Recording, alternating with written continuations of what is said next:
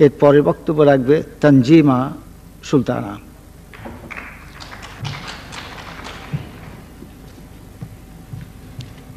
মাননীয় প্রধানমন্ত্রী, সম্মানিত সভাপতি ও উপস্থিত সুধী, একবার বাবা বাড়িতে একটা ছবি নিয়ে এলেন। সে ছবির নায়ক অন্যদের চেয়ে আলাদা। তার মাথায় হ্যাট, নাকের নিচে একটু গোঁফ আর হাতে একটা লাঠি। আর সবচেয়ে মজার হলো তার হাঁটা। ছবিটা আমাকে দারুণ আকৃষ্ট করেছিল, আর আমার খুব ইচ্ছে করছিল চার্লি চ্যাপলিন হতে। দাদুর ট্রাঙ্ক থেকে তার খানদানি টুপিখানা হাতিয়ে একটা লাঠি জোগাড় করে কদিন চলল জোর প্র্যাকটিস। একদিন পা পিছলে দাঁড়াম, ঝাড়া 3 মাস পা ঝুলিয়ে সোজা শুয়ে থাকতে হলো বিছানায়। বুঝতে পারলাম চার্লি চ্যাপলিন হওয়া সবার কম্য নয়। কবিতা পড়ছি। সবাই যখন ঘুমিয়ে পড়ে কর্ণফুলির কুলচায়, দুধ ভরা ওই চাঁদের বাটি ফেরেশতারা উল্টায়। কেমন যেন ভালো লেগে গেল। ভাবলাম কবি হব। খাতা নিয়ে বসেছি। কত কিছু ভাবি, কিন্তু কবিতা আর মেলাতে পারি না। শেষে অনেক কষ্টে লিখলাম, আমার কত কিছু হবি, আমি হতে চাই খুব বড় কবি। এমনি আরও কয়েক লাইন লিখে চুপি চুপি পাঠিয়ে দিলাম পত্রিকা অফিসে। কিন্তু কত দিন হয়ে গেল, কত রাজ্যের আজেবাজে কথা লেখা ছাপা হয়ে গেল, কিন্তু আমার কবিতা আর ছাপা হলো না। ধুর চাই, এ বলে কবিতাকেও দিলাম ছুটি। অসম্ভব সুন্দর জাদু দেখায় জুয়েলাইট। হাতের জাদুর কাঠি পলকে হয়ে ওঠে ফুলের তোড়া। ডিম থেকে বেরিয়ে আসে জ্যান্ত মুরগির ছানা। একটা রশিকে 10 টুকরো করে মুহূর্তে জোড়া লাগিয়ে দেয়। কিভাবে? বড়দেরকে জিজ্ঞেস করলে বলে, ওসব ভেলকিবাজি, জাদু হচ্ছে হাত সাফাই। দুপুরবেলা মা ঘুমিয়ে গেলে কত লাঠি ঘুরালাম, কত রশি কেটে জোড়া লাগিয়ে দিতে চাইলাম। ফ্রিজে ডিম ভেঙে একাকার করলাম, কিন্তু ভেলকি আর লাগে না।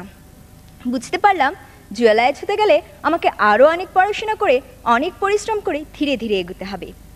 আবার টেলিভিশনে দেখি বাংলাদেশের প্রধানমন্ত্রী দেশে বিদেশে যাচ্ছেন, বাংলাদেশের কথা বলছেন, দেশের মানুষের অভাব অভিযোগ শুনছেন, তাদের কল্যাণের জন্য বিভিন্ন কাজ করছেন, যমুনা সেতু উদ্বোধন করছেন। আমি বিহ্বল হয়ে পড়ি। ভাবি, এমন যদি হতো, আমি যদি হতাম বাংলাদেশের প্রধানমন্ত্রী। কিন্তু আবারও পতন। আমার এখনো 18 বছরই হয়নি। তবু ইচ্ছেরা মরে না। একসময় সত্যি সত্যি মনে হয়, ইহার চেয়ে হতেম যদি আমি শুধু আমি, যে আমি অন্য সবার চেয়ে আলাদা। আমার ব্যক্তি স্বাতন্ত্র্যে আমার পরিচয়। অন্যেরা হতে চাইবে আমার মতো। আমার দেশ আমাকে বরণ করে নিবে তার শ্রেষ্ঠ সন্তান রূপে। আমি বিশ্বসভায় তুলে ধরব আমার প্রিয় স্বদেশের পরিচয়। আমি গোলাপের দিকে চেয়ে বলবো, সুন্দর সুন্দর হবে সে। ধন্যবাদ। তানজিমা সুলতানা। প্রত্যেক ব্যক্তি ব্যক্তিত্ব সম্পন্ন, একক, অনন্য, অপূর্ব, প্রত্যেকে তুলনাবিহীন এবং জাতীয় অগ্রগতির জন্য, জাতীয় অগ্রসরতার জন্য এইটি প্রয়োজন, ব্যক্তিত্বের সঠিক বিকাশ।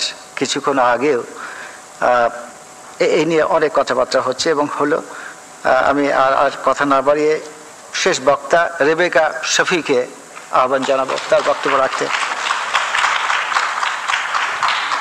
মাননীয় সভাপতি, বর্ষা হাতে ভরসা পায়ে সদাই নিরুদ্দেশ হওয়ার চেষ্টা করলে আইন রক্ষাকারী সংস্থার খপ্পরে পড়ার সম্ভাবনাই বেশি।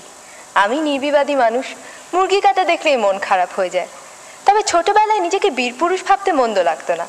হারে রেড়ে বলে কেউ এগিয়ে এলে মাকে রক্ষার ভার যদি আমার উপর এসে পড়তো, সেটা কেমন মজা হতো জানি না।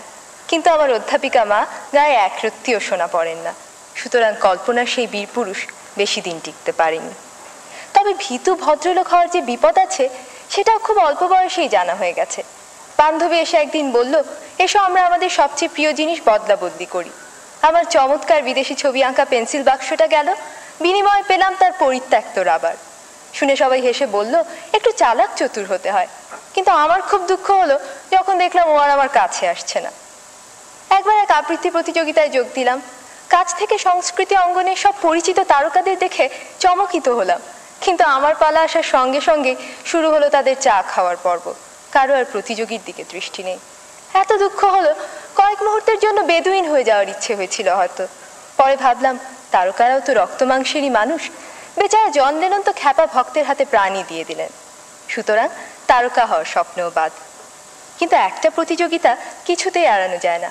অনেক খাটুনির পরও পরীক্ষার হলে বসে মনে হচ্ছিল, বড় নড়বড়ে পরীক্ষার্থীর আসনটা, যে কোনো অপ্রত্যাশিত ব্যাপারই ঘটে যেতে পারে। হলেও তাই, কম্পিউটারের কুয়াশায় হারিয়ে গেলাম। আমার বাবা তার খেয়ালি কম্পিউটারকে কষে চড় মেরে ঠিক রাস্তায় নিয়ে আসেন। আমি কিন্তু যন্ত্রটাকে ভীষণ সমীহ করি। পারস্যের শাহজাদিকে উদ্ধার করতে গিয়ে বারবার নিহত হয়েও আমি কখনো কম্পিউটারের সাথে খারাপ ব্যবহার করি না। I still believe in the system. ছোট পর্দার নেপথ্য বিচারপতি বা সমতা বিধানকারী কি অবলীলাক্রমে 50 মিনিটে অন্যায়কে ল্যাং মেরে ফেলে দেন, কিন্তু বাস্তবে যেখানে ভালো মন্দের সীমানা অস্পষ্ট, সেখানে সবাই নিজেকে অভ্রান্ত ভেবে যদি নিয়ম ভাঙার খেলা শুরু করে, তাহলে মাঠ ছেড়ে ঊর্ধ্বশ্বাসে পালাবে বেচারা দর্শক। ইহার চেয়ে হতেম যদি না, আমি তো ভালোই আছি একটা ভীতু সাধারণ মেয়ে হিসেবে। আমার মধ্যে কোনো দুরন্ত আশা নেই, ন্যায়দণ্ডধারী মহাবীর বা চতুর্মুখর মেধাবী মুখর উচ্চাকাঙ্ক্ষা নেই। একজন সৎ, পরিশ্রমী, বিবেকবান মানুষ হতে পারলেই আমি খুশি। ছেড়ে দিয়ে আমি জিতে যেতে চাই। ধন্যবাদ।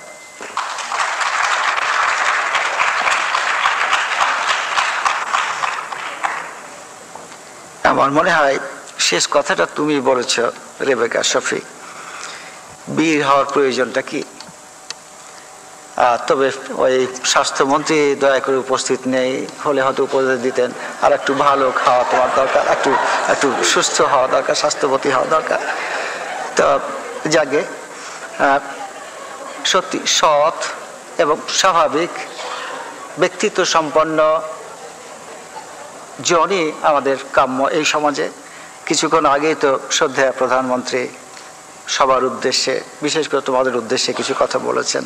আমি ওইটির প্রতি তোমাদের দৃষ্টি আকর্ষণ করে আমার বক্তব্য শেষ করব। তোমরা সবাই বিজয়ী। তিনি বলেছেন এই জাতির অগ্রগতির জন্য আমাদের চারপাশে যা ঘটছে একে মনে রেখে, সচেতন দৃষ্টি রেখে যদি অগ্রসর হই এবং প্রত্যেকে যদি নিজেদের ভূমিকা পালনের জন্য প্রস্তুত থাকি, তাহলে ইহার চেয়ে হতেম যদি আর বলার হয়তো প্রয়োজন হবে না। কারণ এই তো যথেষ্ট। আমরা সুখে শান্তিতে স্বাচ্ছন্দ্যে বসবাস করতে চাচ্ছি আমাদের প্রিয় জন্মভূমিতে, এবং এটি বড় ত্যাগের মাধ্যমে অর্জিত জন্মভূমি। এরই সুন্দর ফুল তোমরা, সুন্দর ফল তোমরা সঠিকভাবে বিকশিত হও।